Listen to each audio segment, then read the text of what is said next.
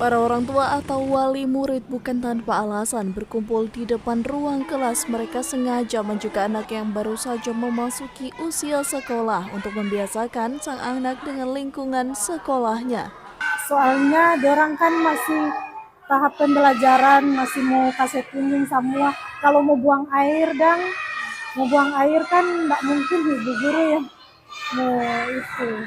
Iya, yang penting nggak masuk di dalam dan nggak mengganggu pada orang. Tapi kalau mau buang air, bu guru mau panggil DP orang tua. Dalam pekan pertama tahun ajaran 2023-2024, pihak sekolah memberi kebijakan mengizinkan para orang tua atau wali murid untuk mendampingi anaknya dari luar kelas selama proses belajar berlangsung. Jadi tahap awal ini karena siswa baru, kan biar bagaimana suasana di TK masih dorang bawa di SD karena suasana baru. Jadi orang tua masih mau jaga di muka-muka kelas. Saya bilang awal ini bisa. Tapi mulai minggu depan tidak ada lagi yang namanya orang tua berkeliaran di depan kelas karena mengganggu konsentrasi belajar mengajar daripada guru dan anak-anak. Kebijakan tersebut diambil mengingat siswa masih membutuhkan waktu penyesuaian di lingkungan sekolahnya yang baru.